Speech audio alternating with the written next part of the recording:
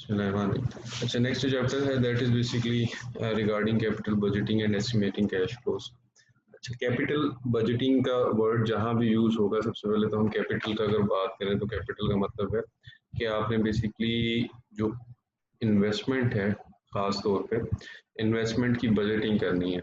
Budgeting से क्या मुराद है कि आपने पैसे को इन्वेस्ट करना है, कहाँ इन्वेस्ट करना है, फिर उसके अगेंस्ट कितनी इन्वेस्टमेंट चाहिए होगी, कितने रिटर्न जनरेट होंगे और प्रोजेक्ट किस वक्त खत्म होगा और उसके एस्टिमेटेड कैश फ्लोज क्या जनरेट होंगे। ये बेसिकली हमारा आज का टॉपिक है जो कि हमने स्टार्ट करना। अच्छा जी, कैपिटल बजटिंग का प्रोसेस क्या है?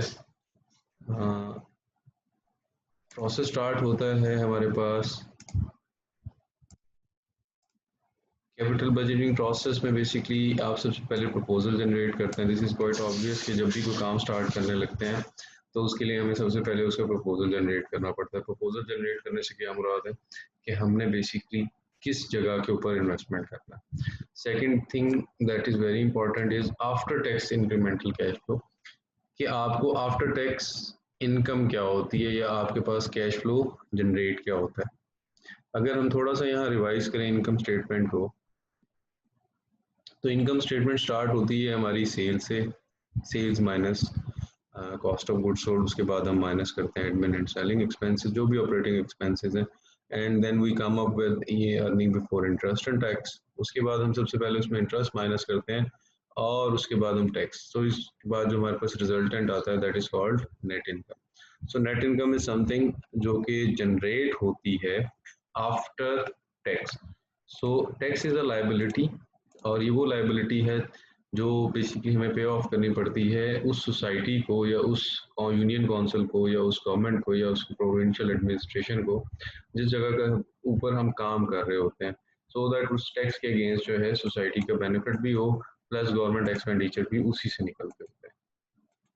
अच्छा, what is capital budgeting? Capital budgeting is the process of identifying, analyzing and selecting investment project whose returns are expected to extend beyond 1 year. This 1 year is important. हमने जो भी project basically select करना होता है regarding investment, capital investment, सबसे पहले हम उसको आइडेंटिफाई करेंगे कि हमने बेसिकली किस प्रोजेक्ट के अंदर इन्वेस्टमेंट करनी है। Second is analysing. Analysing means कि हम उसको प्रॉपरली एनालाइज करेंगे कि हाँ ये जो प्रोजेक्ट है ये फिजिबल है या नहीं है। अगर हमारे पास मल्टीपल प्रोजेक्ट हैं तो हम मल्टीपल प्रोजेक्ट्स के अंदर सिलेक्शन करेंगे। सिलेक्शन से क्या मुराद है कि सारे प्रोजेक्ट्स को हम एनालाइज करेंगे and selecting among them one और टू में भी, ठीक है, उन प्रोजेक्ट्स को हम सेलेक्ट करेंगे, फिर उसके कैश फ्लोज को की एक्सपेक्टेशन जनरेट करेंगे और उन प्रोजेक्ट्स के लिए करेंगे those last beyond a year. यानी ये शॉर्ट टर्म इन्वेस्टमेंट नहीं है, it should be more than a year, कि एक साल से ज़्यादा इसकी एप्लीकेबिलिटी होनी चाहिए, so that it should remain proper. ठीक है, प्रॉपर रहने के लिए इसके लिए ज़रूरी है कि ये एक साल से ज़्यादा की हो। अच्छा, इसका प्रोसेस क्या है? सबसे पहले आप जनरेटिंग इन्वेस्टमेंट प्रपोजल बनाएंगे। ठीक है, इन्वेस्टमेंट प्रपोजल्स नॉर्मली वो होते हैं जो कंपनी की स्ट्रेटेजिक ऑब्जेक्टिव के साथ अलाइंड होते हैं। यानी नॉर्मली कंपनी जिन एरियाज में काम कर रही होती है, प्रपोजल उन्हीं एरियाज के से सिमिलर या उन्हीं एरियाज के कोइंसिडेंट्स होते हैं। यानी उन एरियाज के अंदर जितने भी प्रोजेक्ट्स होंगे उनको हम कहेंगे these are consistent with the firm strategic objective. Next estimating after tax incremental cash flow.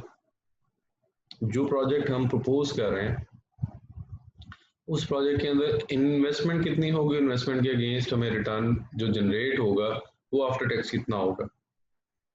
फिर हम वैल्यूएट करेंगे इंक्रीमेंटल कैश फ्लोज को, कि जो कैश फ्लोज हमारे पास आए हुए हैं वो कैश फ्लोज हमारे पास इतने सफिशिएंट हैं कि वो हमारी इन्वेस्टमेंट्स को नेट ऑफ कर सकें। ठीक है, तो हमने पूरा कैपिटल बजटिंग प्रोसेस, ये process basically it's a very simple process कि आपने प्रोजेक्ट को सिलेक्ट करना है, उसके बाद उसको आफ्टर इंक्रीमेंटल टैक्स जो है आफ्टर टैक्स कैश फ्लोज को एस्टिमेट करना है और उन्हें टैक्स के बाद के जो कैश फ्लोज हैं उनको ये देखना है या उनको एनालाइज करना है कि हमारे पास वो हमारी इन्वेस्टमेंट को नेट ऑफ करते हैं या नहीं करते। Selecting project based on the maximizing acceptance criteria. Maximizing acceptance criteria का मतलब है कि जो सबसे ज़्यादा आपको रिटर्न प्रोड्यूस करेगा, ऑब्वियस सी बात है, those projects are said to be accepted. क्यों एक्सेप्टेड? कि देखिए अगर आपने 100,000 की इन्वेस्टमेंट की है, एक प्रोजेक्ट आपको 100,000 के अगेंस्ट 120,000 प्रोड्यूस करके देता है, दूसरा प्रोजेक्ट आपको 100,000 के अगेंस्ट 150,000 प्रोड्यूस करके देता है, सो दैट मीन्स कि आप बेसिकली उन प्रोजेक्ट्स को एक्सेप्ट करेंगे जो आपको ज़्यादा रिटर्न देगा। तो इस सिनेरियो में 150,000 मुझे ज़्यादा एक्सेप्टेबल लगेगा क्योंकि that is producing 50,000 more against my 100,000 investment. Re-evaluate implemented investment projects continually and perform post-audit for completed projects. ये बड़ा ज़रूरी होता है कि आपने कोई प्रोजेक्ट अगर प्रपोज किया है, प्रपोज करने के बाद उस कॉन्टिन्यूअल इन्वेस्टिगेशन या कॉन्टिन्यूअल वैल्यूएशन ज़रूरी है। पहले हम उसको कॉन्टिन्यूस साथ साथ लेके चलते हैं और उसके बाद लेटर ऑन हम उसके पोस्ट ऑडिट भी करते हैं कि हाँ, ये जो प्रोजेक्ट है, इस प्रोजेक्ट की जो वैल्यूएशन है जो हमने की थी, उसके एक्सपेक्टेड रिजल्ट क्या थे और एक्चुअल रिजल्ट क्या थे, ये दोनों पोस्ट ऑडिट्स में आप देखेंगे। अच्छा, ये जो प्रोजेक्ट, ये जो पॉइंट है, ये शायद अभी हम ना कर सकें, बट स्टिल लेटर ऑन हम इसके ऊपर काम करेंगे कि हम रीवैल्यूएशन और पोस्ट ऑडिट्स कैसे करते हैं।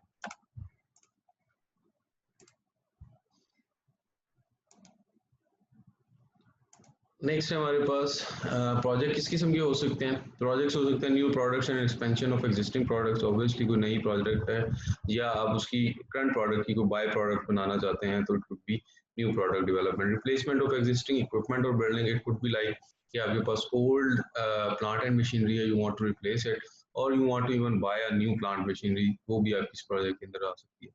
इट कुड बी R&D, जैसे आजकल सबसे ज़्यादा R&D कोविड-19 की है, सो R&D could be one of the project कि बहुत सी जितनी भी हमारे पास फार्म्स हैं जो मेडिसिन रिलेटेड हैं वो R&D कर रही हैं। एक्सप्लोरेशन प्रोजेक्ट, एक्सप्लोरेशन जैसे हमारे पास ये ऑयल एंड गैस की एक्सप्लोरेशन होती है, तो इनके ऊपर भी, इन प्रोजेक्ट्स के ऊपर भी इन्वेस्टमेंट होती है, ये भी आपके फिजिबल प्रोजेक्ट्स हैं। Other could be safety and pollution related, आजकल बहुत ज़्यादा शोर है या बहुत ज़्यादा आजकल सेलिंग वर्ड है, that is green. Green means के आप ग्रीन सप्लाई चेन कह लें, आप ग्रीन बैंकिंग कह लें। सो सेफ्टी एंड पोल्यूशन के जो हैजर्ड्स हैं उनको ख़त्म करने के लिए जो ग्रीन इन्वेस्टमेंट है उसके ऊपर भी काम हो रहा है। So these are the new projects और many other projects could be included. वो प्रोजेक्ट जो आप सेलेक्ट करेंगे या आइडिया जिसका जनरेट करेंगे, that is called capital budgeting project. अगर उसका जो उसका टोटल टेन्योर है that is more than 1 year. Screening proposals, ये एक प्रोसीजर है कि सेक्शन चीफ देखते हैं आइडियाज़, उसका प्लांट मैनेजर देखेगा, VP फॉर ऑपरेशन देखेगा, फिर उसके ऊपर कितनी इन्वेस्टमेंट होनी है, that would be done by capital expenditure committee. उसके बाद वो प्रेसिडेंट के पास जाएगा एंड नेक्स्ट जो 6th स्टेप है that is board of directors. Board of director के मुतालिक यहाँ एक बात हमारे लिए ज़रूरी है समझना, वो ये है कि बोर्ड ऑफ डायरेक्टर्स हमेशा आपको मिलेंगे जब आपकी प्राइवेट लिमिटेड फार्म्स या पब्लिक लिमिटेड फार्म्स होंगी। सो पब्लिक लिमिटेड फार्म्स और प्राइवेट लिमिटेड फर्म्स के अंदर आपको ये बोर्ड ऑफ डायरेक्टर मिलेंगे और ये board of director are the ultimate authority जहां आपका प्रपोजल एक्सेप्ट या रिजेक्ट होगा।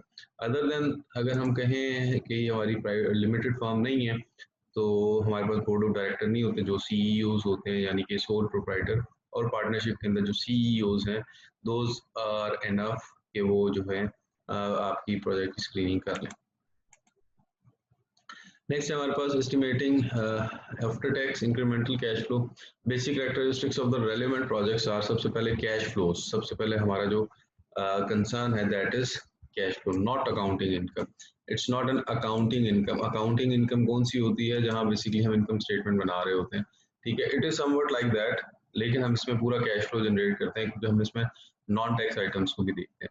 ऑपरेटिंग नॉट फाइनेंसिंग फ्लोज, दोनों में डिफरेंस है। ऑपरेटिंग फ्लोज वो होते हैं जब आप कोई चीज़ सेल आउट करते हैं, उसके अगेंस्ट एक्सपेंडिचर होते हैं, उसके बाद जो इनकम जनरेट होती है that is called operating income. यानी कि आपने कोई चीज़ सेल की, सेल के against cost of good sold को आपने पे किया, उसके अंदर एडमिन सेलिंग को पे किया और उसके बाद सेल में से दोनों चीज़ें माइनस की, then you came up with your operating cash flow. अच्छा, ऑपरेटिंग कैश फ्लो के अंदर या ऑपरेटिंग फ्लोज के अंदर वो बिजनेसेस हैं, बिजनेस के अंदर से जो भी कैश एक्सट्रैक्ट होगा that would be called operating flows, not financing. Financing flows क्या होता है कि मैंने किसी से कोई फाइनेंसिंग फैसिलिटी ले ली, लोन ले लिया। जब मैं किसी से लोन लूंगा ऑब्वियसली इसके अगेंस्ट भी पैसे ही आएंगे मेरे पास, बट ये फाइनेंसिंग टेक्निक है या ये फाइनेंसिंग फ्लो है, that is not operating flow. Operating flow वो है जहां आप बेसिकली सेल परचेज करते हैं, उसके अगेंस्ट आपको जो भी cash flow generate operating cash flow generate होगा वो बेसिकली आपका ऑपरेटिंग कैश फ्लो होगा। आफ्टर टैक्स जो भी ऑपरेटिंग कैश फ्लो जनरेट होगा that should be after tax, क्योंकि टैक्स इज अ लायबिलिटी, जो सोसाइटल लायबिलिटी है या गवर्नमेंट लेवल के ऊपर लायबिलिटी है वो आपको पे ऑफ करनी है। लास्ट में है incremental cash flow. Incremental cash flow is basically after tax, कि आफ्टर टैक्स उसके अंदर से हमारे पास क्या जनरेट होगा। किसी भी प्रोजेक्ट को देखने के लिए या किसी भी प्रोजेक्ट को एस्टिमेट करने का सबसे पहला जो वर्ड है that is ignore sunk cost. Sunk cost is something जिसको हम आम जबान में कहते हैं कि अगर आपका पैसा डूब जाए, तो सबसे basic point, the very first point to valuate a project is to ignore sunk cost. ये जहन में नहीं रखना कि ये प्रोजेक्ट डूब जाएगा, नो, दिस इज इनकरेक्ट। सो ये अप्रोच ही इनकरेक्ट हो जाएगी। तो आप ये देखें सबसे पहला पॉइंट ही इग्नोर संक कॉस्ट है। So ignore sunk cost means कि सबसे पहले आपने अपने दिमाग से या अपनी एस्टिमेशन से इस चीज़ को निकाल देना है कि हमारा पैसा डूब जाएगा। Second is include opportunity cost. Opportunity cost कौन सी कॉस्ट है? अपॉर्चुनिटी कॉस्ट इज बेसिकली जो हम ऑल्टरनेट छोड़ देते हैं उसकी कॉस्ट को अपॉर्चुनिटी कॉस्ट करते हैं। आपके पास मल्टीपल ऑल्टरनेटिव्स हैं, तो जो ऑल्टरनेट आप सेलेक्ट करते हैं that is your selected alternative, while the opportunity cost is the loss of an alternate, जो उस अपॉर्चुनिटी का ऑल्टरनेट होगा जिसको आप छोड़ रहे होंगे, that would be opportunity cost. So opportunity cost को आपने इंक्लूड रखना है कि आपने जिस ट्रैक के ऊपर आप काम कर रहे हैं उससे आपको क्या गेन हो रहा है, और जो उसके जो साइड बाय साइड जो ऑल्टरनेट ट्रैक है उसके ऊपर आपको कितना रिटर्न जनरेट हो सकता था। So that is opportunity cost, including project driven change in working capital. Working capital क्या है? Working capital is basically the difference between current assets and current liability. ठीक है, जिस प्रोजेक्ट को आप यूज कर रहे हैं या जिस प्रोजेक्ट को आप क्या कहते हैं आइडियलाइज करने के बाद एस्टिमेट करना है, आपने वर्किंग कैश फ्लो उसी का रखना है अपने पास। यानी वर्किंग कैश फ्लो ओवरऑल तो current assets minus current liability है, बट हमने इस वर्किंग कैपिटल को लिमिटाइज कर देना है कि हम इसको एस्टिमेट करेंगे प्रोजेक्ट रिलेटेड, कि द अमाउंट और the cost that is very much related to the project should be included. यानी आप इस प्रोजेक्ट के अंदर करंट एसेट्स कौन कौन से यूज करेंगे, उसके अगेंस्ट आपके पास करंट लायबिलिटीज कौन सी जनरेट होंगी, that is the working capital of the project. So हमने सिर्फ प्रोजेक्ट को ही देखना है। Include effect of inflations. Effect of inflations obviously बात है, एक चीज आज आपने स्टार्ट की है उसके लिए आपने कोई इन्वेंट्री ली है, तो आज वो 10 रुपए की हो, तो हो सकता है 1 साल के बाद वो 12 रुपए की हो। तो इस किस्म की जो एडजस्टमेंट्स हैं ये जरूरी होती है और इनको हमें करना भी चाहिए। Tax consideration and depreciation. Depreciation is systematic allocation of cost. सिर्फ हमारे लिए इतना ही, क्योंकि डेप्रिसिएशन हम काफी दफा देख चुके हैं। डेप्रिसिएशन इज समथिंग जो कि हम एलोकेशन ऑफ कॉस्ट करते हैं अगेंस्ट ऑफ फिक्स्ड एसेट, और depreciation basically is a non cash item. कैसे नॉन कैश आइटम है कि डेप्रिसिएशन को हम डिडक्ट कर लेते हैं जब हम एडमिन एंड सेलिंग एक्सपेंसेस लिख रहे होते हैं, यानी sales minus CGS minus admin and selling expenses. तो depreciation is a part of admin and selling expenses, और depreciation if part of admin and selling expenses तो ये ऑटोमेटिकली डिडक्ट हो जाता है, जिसकी वजह से आपकी ईपीआईटी कम हो जाती है। जब आपकी ईपीआईटी रिड्यूस होती है तो आपको कम टैक्स देना पड़ता है। लेकिन डेप्रिसिएशन इज एन आइटम जो कि हम किसी को नहीं सेल करते, हम किसी को नहीं देते।